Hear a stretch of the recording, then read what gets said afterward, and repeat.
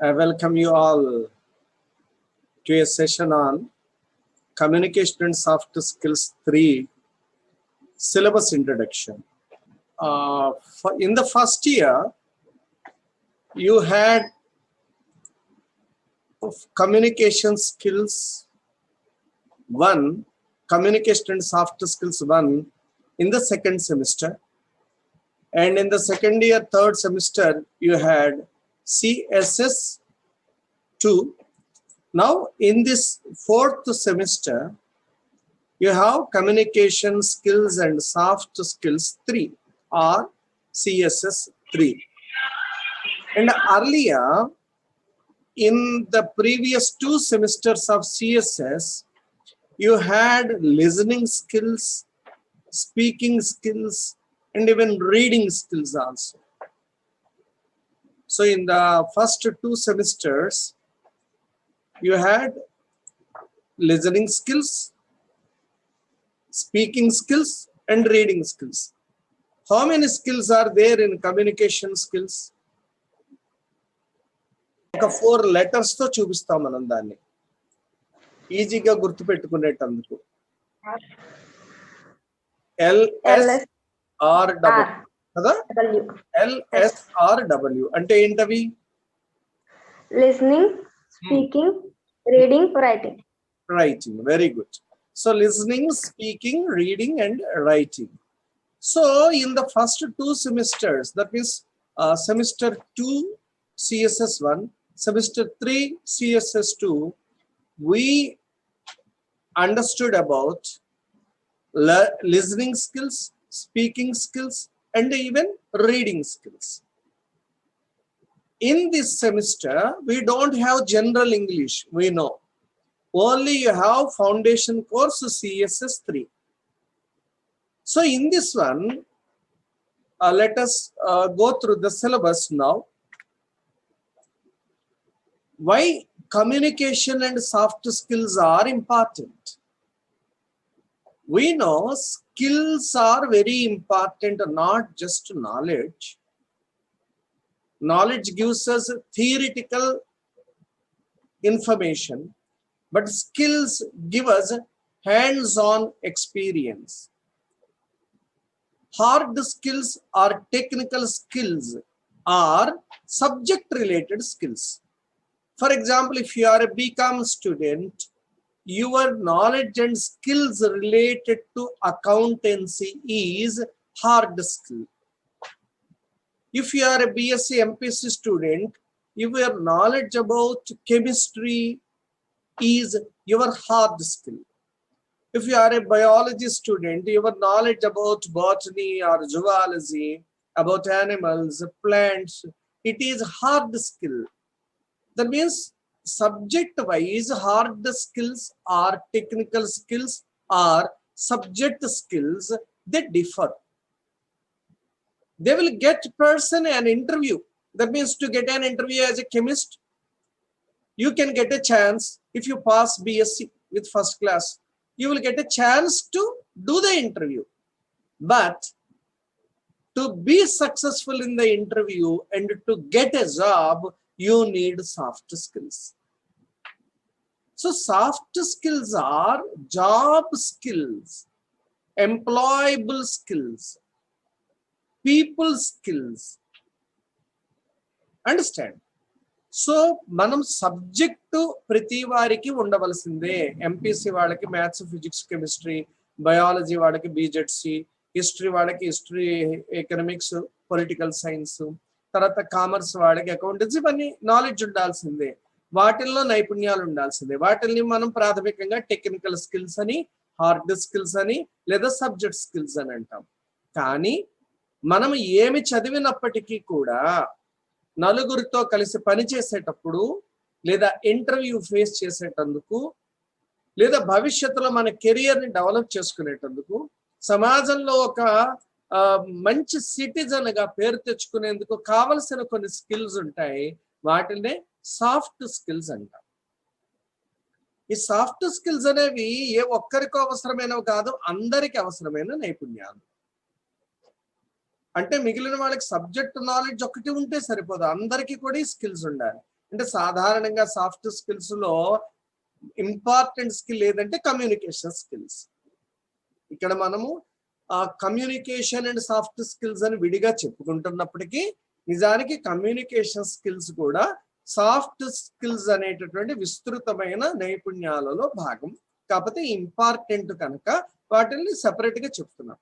Communication లో మనకి LSRW ఉన్నాయి, listening, speaking, reading and writing. మరి సాఫ్ట్ స్కిల్స్ లో ఏమేంటి ఉంటాయి అని అంటే కనుక టైం మేనేజ్మెంట్ అని కానీ, లేకపోతే టీమ్ మేనేజ్మెంట్ అని కానీ, లీడర్షిప్ స్కిల్స్ అని కానీ, మేనేజ్మెంట్ స్కిల్స్ అని కానీ, తర్వాతనేమోను పాజిటివ్ యాటిట్యూడ్ అని కానీ, ఎమోషనల్ ఇంటెలిజెన్స్ అని, బాడీ లాంగ్వేజ్ అని, ఇలాంటి అంటే మన నిత్య జీవితంలో నలుగురితోటి కలిపి పని చేయడానికి అవసరమైనటువంటి వాటిని ఇంటర్పర్సనల్ స్కిల్స్ లేదా సోషల్ స్కిల్స్ అని వేటినైతే అంటాం. మంచి ఉద్యోగం సంపాదించుకోవాలంటే మనం మాట్లాడగలిగి ఉండాలి, నలుగురితో కలిపి పని చేయగలగాలి. ఒక లీడర్షిప్ హోదా ఇచ్చారంటే మనం టీమును లీడ్ చేయాలి, టీంలో ఉండే ఇతరులందరితోటి కోఆర్డినేట్ చేసుకుంటూ మనకి కావలసిన గోల్ ని రీచ్ అయ్యేటట్టుగా వర్క్ చేయాలి. కావాలంటే ఇవన్నీ దేని ద్వారా సాధ్యం అంటే సాఫ్ట్ స్కిల్స్ ద్వారా సాధ్యం. అందుకని ఇక్కడ ఏం చెప్తున్నారు ఫస్ట్ పాయింట్ లో అంటే నీకున్న సబ్జెక్ట్ స్కిల్స్ లేదా టెక్నికల్ స్కిల్స్ నీకు ఇంటర్వ్యూ వచ్చేటట్టు చేస్తాయేమో కానీ నీకు జాబ్ వచ్చేటట్టు చేయాలి అంటే సాఫ్ట్ స్కిల్స్ అవసరం అని అంటున్నారు. అందుకని ఇక్కడ మనకి ఎప్పట్లానే 5 యూనిట్స్ ఉన్నాయి. ఫస్ట్ యూనిట్ లో సాఫ్ట్ స్కిల్స్ గురించి మనం తెలుసుకుంటాం. అంటే జాబ్ రావాలంటే లేదా కెరియర్ డెవలప్ కావాలంటే, మన పర్సనాలిటీ డెవలప్ కావాలంటే, మంచి మనిషిగా సమాజంలో పేరు పొందాలంటే కావలసిన నైపుణ్యాలు ఏమున్నాయో అవన్నీ కూడా ఇందులో నేర్చుకుంటాం. Next, writing is considered the most difficult of all the skills. Communication skills లో 4 ఉన్నాయి, 3 ఆల్రెడీ నేర్చుకున్నాం మనం, లిజనింగ్, స్పీకింగ్, రీడింగ్. కానీ పర్ఫెక్ట్ ఇన్ ఇంగ్లీష్ లాంగ్వేజ్ అని చెప్పడానికి ఏది కుదురుతుందంటే if you are good at writing. మీరు బాగా మాట్లాడగలిగి ఉండొచ్చు, బాగా వింటూ ఉండొచ్చు, ఇంగ్లీష్ ని బాగా చదువుతూ ఉండొచ్చు కూడా, కానీ మీకు నాలెడ్జ్ బాగా ఉంది లేదా స్కిల్స్ ఉన్నాయని టెస్ట్ చేసేది దేని ద్వారా? రైటింగ్ స్కిల్స్ ద్వారా. అందువల్ల ఏంటంటే రైటింగ్ స్కిల్స్ అనేది ఒక మనిషికి ఉన్న కమ్యూనికేషన్ స్కిల్స్ కి ఎబిలిటీని టెస్ట్ చేయడానికి ఉండే అల్టిమేట్ టెస్ట్. అందుకని ఈ CSS 3లో మనము ఈ సెమిస్టర్ లో 4th సెమిస్టర్ లో రైటింగ్ స్కిల్స్ గురించి కూడా బాగా నేర్చుకుంటాం.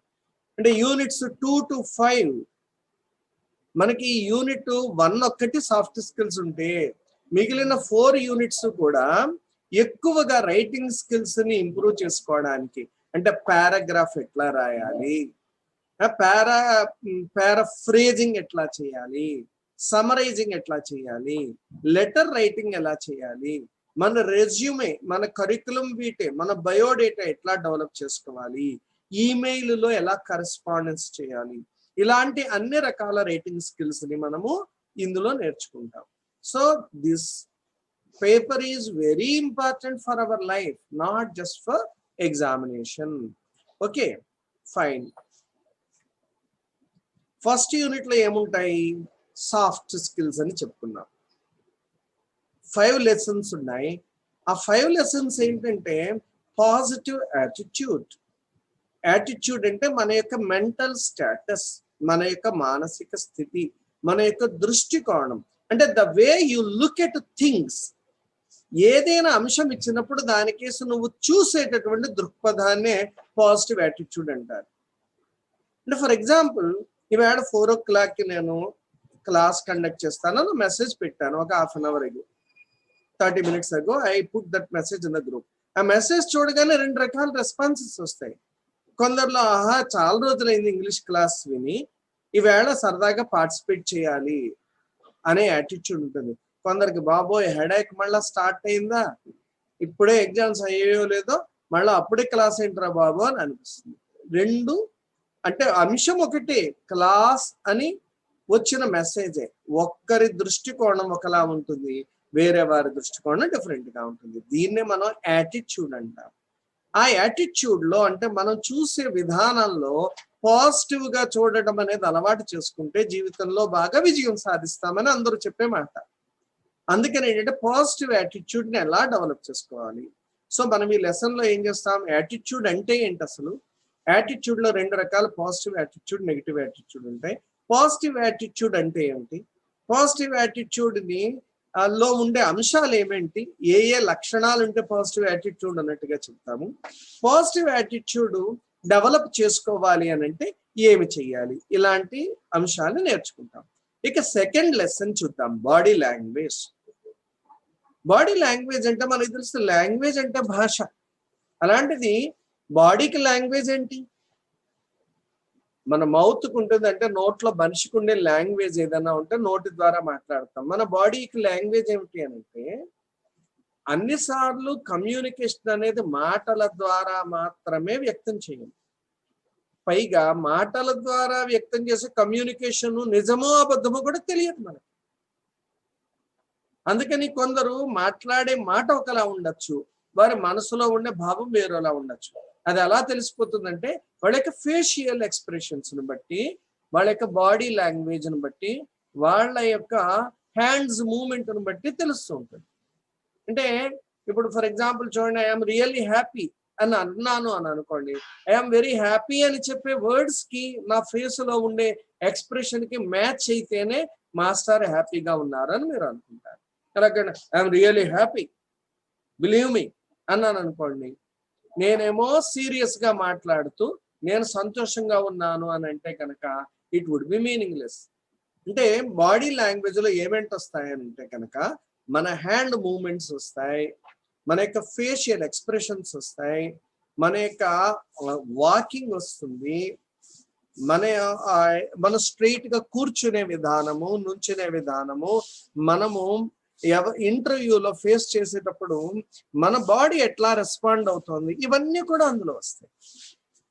అంటే మీకు తెలుసు, చాలా మంది కేవలం మాటల ద్వారానే కాదు, వాళ్ళ యొక్క బాడీ ద్వారా కూడా కమ్యూనికేట్ చేయగలరు అని అంటే, అది నవ్వు కావచ్చు, కళ్ళ యొక్క ఎక్స్ప్రెషన్స్ కావచ్చు, లేకపోతే చేతుల మూమెంట్స్ కావచ్చు, వాటి ద్వారా కూడా మనము దీని సైన్ లాంగ్వేజ్ అంటాము. సో వాటి ద్వారా కూడా మనము కమ్యూనికేట్ చేయొచ్చు. అందుకని body language is very very important. So ఆ అంశాన్ని మనము ఇందులో చూస్తాం. ఇక థర్డ్ లెసన్ స్వాట్ ఎనాలిసిస్, లేదా దాన్నే ఇప్పుడు స్వాక్ ఎనాలిసిస్ అంటున్నాం. అంటే మనం జీవితంలో గెలుపు సాధించాలి, లేదా జీవితంలో ఉన్నత స్థితికి చేరుకోవాలంటే ఇప్పుడు కూడా లక్ష్యాలు ఉండాలి, గోల్స్ ఉండాలి కదా. We must have goals in our life to reach a better position. But to reach those goals, we need strategies. అంటే ఏమిటి, కొన్ని విధానాలు కావాలి, కొన్ని మెథడ్స్ కావాలి, కొన్ని టూల్స్ కావాలి. ఏదైనా ఇల్లు కట్టుకోవాలంటే ఎలాగైతే తాపి కావాలి, లేకపోతే ఇంకోటి ఇటుక కావాలి, ఇసుక కావాలి, వనరులు కావాలో, లేకపోతే వడ్రంగి కొన్ని రకాల టూల్స్ కావాలో, పాఠం చెప్పాలంటే నాకు ఈవేళ జూము, కంప్యూటరు, మీకేమో మొబైల్ ఎట్లా కావాలో, అలానే లైఫ్లో మనం అనుకున్న గోల్ రీచ్ కావాలంటే కూడా కొన్ని టూల్స్ కావాలి, పరికరాలు కావాలి. అట్లాంటి టూల్స్లో వన్ ఇంపార్టెంట్ టూల్ ఈజ్ స్వాక్ ఎనాలిసిస్. ఎనాలిసిస్ అంటే విశ్లేషణ. దేన్ని ఎనలైజ్ చేస్తామంటే స్వాక్, ఇది abbreviation, strengths, weaknesses, opportunities and challenges. T అంటే థ్రెట్స్, థ్రెట్ అంటే ప్రమాదం అని. అంటే ఏం చేయాలిట, మన లక్ష్యం ఏదైనా పెట్టుకున్నప్పుడు దాన్ని రీచ్ అవ్వాలంటే మన బలాలు ఏమిటో అంచనా వేసుకోవాలి, మన బలహీనతలు ఏమిటో తెలుసుకోవాలి, మనకున్న అవకాశాల మీద అవగాహన పెంచుకోవాలి, మనకుండే అడ్డంకుల్ని లేదా ఛాలెంజెస్ ని ఎదుర్కోవాలి. అప్పుడే మనము అనుకున్న గోల్ని రీచ్ అవుతాం. సో అలా ఎలా చేయాలో ఈ పాఠం మనకు నేర్పిస్తుంది. అంటే for example, someone wants to become an IAS officer, I want to become an IAS officer అంటారు. లేదా someone wants to become a police officer, someone wants to become a teacher, someone wants to become a bank manager. So that is your goal. To reach that goal, what are the strengths you have at present and what are the weaknesses you have? And for example, కొందరికి intelligence బాగా ఉంటుంది, that's there strength. Communication skills బాగా ఉంటాయి, వాళ్ళ strength. English language knowledge బాగుంటుంది, that is there strength. Mathematics బాగా వచ్చు, that is there strength. మంచి టీమ్ ప్లేయర్, నలుగురితో కలిపి బాగా వర్క్ చేయగలరు. పాజిటివ్ యాటిట్యూడ్ ఉంటుంది, కాన్ఫిడెన్స్ లెవెల్స్ బాగా ఉంటాయి, డేరింగ్ అండ్ డాషింగ్ గా ఉంటారు, లేదా ఫిజికల్ ఎనర్జీ లెవెల్స్ బాగుంటాయి. ఇవన్నీ కూడా ఏంటి వాళ్ళ స్ట్రెంగ్స్. అలాగే కొందరికి వీక్నెసెస్ ఉంటాయి, లేదా అదే వ్యక్తికి నాకే బలాలు ఉంటాయి బలహీనతలు ఉంటాయి. అంటే ఏంటి, టైం వేస్ట్ చేయడం కావచ్చు, లేకపోతేనేమో నువ్వు మాట్లాడాలంటే భయం కావచ్చు, షివరింగ్ కావచ్చు, లేకపోతే డెసిషన్ మేకింగ్ సరిగ్గా చేయలేకపోవడం కావచ్చు, సరైన నిర్ణయం సరైన టైంలో తీసుకోలేని మనస్తత్వం ఉంటుంది, దట్ ఈస్ అవర్ వీక్నెస్. లేకపోతే మొహమాటం కావచ్చు, మనం గాంధీ గారి లెసన్ లో చూసాం, షైనెస్ మై షీల్డ్ లో ఆయనకి మాట్లాడాలంటే భయం, హెసిటేట్ చేయడం కావచ్చు, ఇవన్నీ కూడా బలహీనతలే. లేకపోతే ఎక్కువగా మొబైల్కి అడిక్ట్ కావడం, సీరియల్స్కి అడిక్ట్ కావడం. సో ఈ వీక్నెసెస్ నుంచి మనం ఎలా బయటపడాలో నేర్చుకోవాలి. స్ట్రెంగ్స్ ఉన్న వాటిని ఇంకా పెంచుకోవాలి, వీక్నెసెస్ ఉన్న వాటినేమో తగ్గించుకోవాలి. మరి ఓ అంటే ఆపర్చునిటీస్. అంటే నువ్వు ఏదైనా గోల్ రీచ్ అవ్వాలంటే నీ చుట్టూ ఎన్ని అవకాశాలు ఉన్నాయి. ఇందాక చెప్పుకున్నట్టుగా నువ్వు ఐఏఎస్కి వెళ్ళాలంటే నీకు కోచింగ్ ఇచ్చే సెంటర్లు ఏమైనా ఉన్నాయా, డబ్బులు అవసరమైతే సపోర్ట్ చేసే వ్యక్తులు ఎవరైనా ఉన్నారా, లేదా గవర్నమెంట్ స్కీమ్స్ ఏమన్నా ఉన్నాయా, SC ST BC economically backward students కి గవర్నమెంట్ ఉచితంగా ఐఏఎస్ కూడా శిక్షణ ఇస్తూ ఉంటుంది, అలాంటి అవకాశాలు ఉన్నాయా, నీకు దగ్గరలో ఏమన్నా కాలేజీలో చెప్తున్నారా, గైడ్ చేసే టీచర్ ఉన్నారా, ఇవన్నిటిని లిస్ట్ అవుట్ చేసుకుంటే అవి ఆపర్చునిటీస్ కిందకి వస్తాయి. ఇక ఛాలెంజ్ లేకుండా గోల్ అనేది లైఫ్ ఎవరికి ఉండదు. గోల్ సెట్టింగ్ ఉండాలి, కానీ ఛాలెంజెస్ ఉన్నాయని తెలుసుకోవాలి మనం. సో ఛాలెంజెస్ ని మనము ముందే అంచనా వేసుకోవాలి. అంటే ఏంటి, నాకు డిగ్రీ అయిపోయిన వెంటనే నేనేమో సివిల్స్ ప్రిపేర్ అవుదాం అనుకుంటాను, మా ఇంట్లోనేమో జాబ్ చేయంటారు, లేదా ఆడపిల్లని అయితే మ్యారేజ్ చేస్తామని అంటారు, లేకపోతేనేమో లేదు నీకు సివిల్స్ నీలాంటి వాళ్ళకి రాదు, వీఆర్ పూర్ పీపుల్ కనుక నువ్వు టీచర్ అయితే చాలంటారు. ఇలా ఎన్నో ఉంటాయి. సమాజం నుంచి ఛాలెంజ్ ఉంటుంది, కుటుంబం నుంచి ఛాలెంజ్ ఉంటుంది, ఫ్రెండ్స్ నుంచి ఉంటుంది, టీచర్స్ నుంచి ఉంటుంది. అంటే సరైన సపోర్ట్ ఉండకుండా ఎదుర్కోవాల్సి ఉంటుంది. ఆర్థికమైనటువంటి లోట్లు ఉంటాయి, ఆ ఛాలెంజ్ని ఎదుర్కోవాలి. మనకి సరైన బుక్స్ మన దగ్గర ఉండవు, దాన్ని ఎదుర్కోవాలి. సరైన సమాచారం ఉండదు. సో ఈ ఛాలెంజెస్ అన్నిటిని ఎదుర్కోవడం కనుక ఏం చేయాలి అంటే, లైఫ్ లో ఏదైనా గోల్ ఫిక్స్ చేసుకొని సక్సెస్ కావాలి, గోల్ రీచ్ కావాలంటే స్ట్రెంగ్స్ అసెస్ చేసుకోవాలి, వీక్నెసెస్ గురించి తెలుసుకోవాలి, ఆపర్చునిటీస్ ఏమున్నాయో తెలుసుకోవాలి, ఛాలెంజెస్ ఏముంటాయో తెలుసుకొని ఎదుర్కోవడానికి సిద్ధపడాలి. ఇది ఈ పాఠంలో నేర్చుకుంటాం.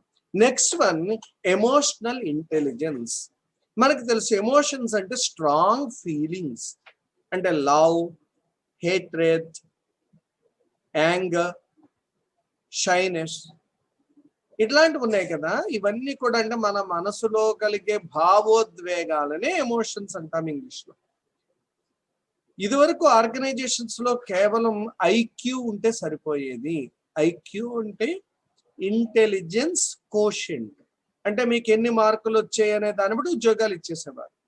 కానీ ఇప్పుడు అలా కాదు, వివిధ రకాల టెస్టులు పెడుతున్నారు. వాటిలో మీరు ఎమోషన్స్ ఎలా ఉంటాయి, అంటే మీకు తరచు వెంటనే కోపం వచ్చేస్తుందా, ఆ కోపాన్ని కంట్రోల్ చేసుకోగలరా, ఏదైనా ప్రెషర్ ఉన్న ఎన్విరాన్మెంట్ లో పనిచేస్తూ కూడా నవ్వుతూ ఉండగలరా, ఇంకొకరు ఎవరైనా మాటలు పెద్ద పట్టించుకోకుండా మీరు కాన్ఫిడెంట్ గా ముందుకు వెళ్ళి గోల్ రీచ్ కాగలరా, మీ ఎమోషన్స్ మీద మీకు అదుపు ఉంటుందా లేదా, ఇలాంటి అంశాలన్నిటిని పరీక్షించి అప్పుడు జాబ్ ఇస్తున్నారు.